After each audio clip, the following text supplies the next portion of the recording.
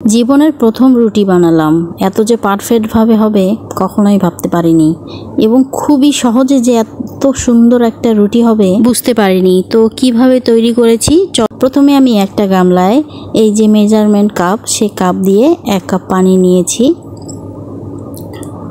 সাথে আমি লবণ নিয়েছি, এখানে পরিমাণ মতো লবণ আমি অল্প পরিমাণ নিয়েছি। এরপর আমি ইস্ট নিয়েছি, ইস্ট আমি এখানে 3 চামচ নিয়েছি।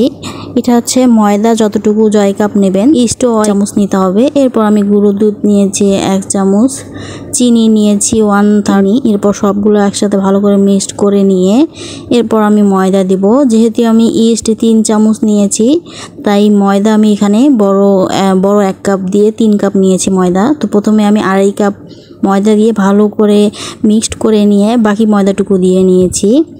আর এরপর তেল নিয়েছি ওই 1/3 কাপ, তেলটা সম্পূর্ণই দিয়ে দিয়েছি। এরপর ভালো করে মাখতে হবে, মেখে টেকে একদম ভালো করে মাখতে হবে।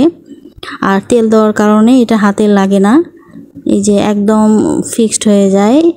এরপর এটা ঢেকে ঠিক 30 মিনিট পর আমি এরকম করে ওপেন করেছি, এই যে এরকম ফুলে গেছে। এরপর এটা আবার ভালো করে মিক্সড করতে হবে। প্রায় আমি 15 মিনিটের মতো এরকম করে আমি মিক্সড করতেছিলাম, আর সাথে একটু করে ময়দা নিচ্ছিলাম, আর এটা ভালো করে ময়ান করে নিচ্ছিলাম, যাতে করে এর ভিতরে কোনো রকমের কোনো কিছু মানে দানা দানা না থেকে, চিনি থেকে শুরু করে সব কিছু। যখন দেখবেন এটা টানলে এরকম রাবারের মতো হয়ে যায়, মানে এরকম রাবার হয়ে যায়, তখন বুঝে যাবেন এটা হয়ে গেছে, এই যে এরকম। এরপর এটাকে 2 ভাগ করে তারপর আমি এটা পাতলা করে একটা রুটি বেলে নেই। রুটি বেলে নিয়ে এর ভিতরে চাইলে যে কোনো কিছু দেওয়া যাবে, মোরব্বা থেকে শুরু করে প্রায় অনেক কিছুই, যার যেটা আর কি পছন্দ সেটাই দিতে পারবে। এরকম বড় করে রুটি আমি এখানে বেলে নেই। বেলে নেওয়ার পরে এর সাইড দিয়ে আমি কিছু তিল দেই আর একটু চিনি দেই, সব সাইডে অল্প করে দেই, বেশি না। শুধু এক সাইডে এভাবে চিনি দেই আর তিল দেই আর একটু ময়দা দিয়ে এরকম করে পেঁচে রোল কেক যেরকম হয় ওরকম রোল করে নিলাম, এরকম করে রাউন্ড করে। এরপর এটাকে চাকুর সাহায্যে এরকম করে ছোট ছোট করে কাটলাম।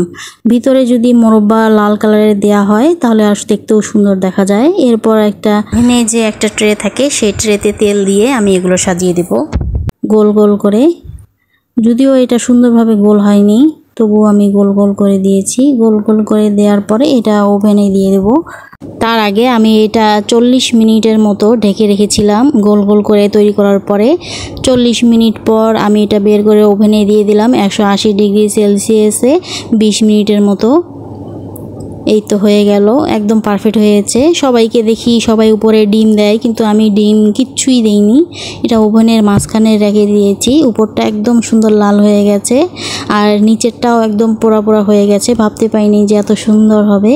আর ভিতরে একদম কাঁচা নেই, একদম যেরকম দোকানের কেনা পাউরুটি ঠিক সেরকমই হয়েছে। আর খেতে যে এত মজা হয়েছে, এই যে পিছনটা এরকম পোড়া পোড়া হয়েছে। ওভেন ছাড়া এরকম পারফেক্ট রুটি কখনোই হবে না। আমি চুলাও করে দেখেছি, কিন্তু চুলার উপরটা এরকম লাল হয় না, সাদা হয়। তো আমার ভিডিওটি ভালো লাগলে অবশ্যই বাসায় ট্রাই করবেন।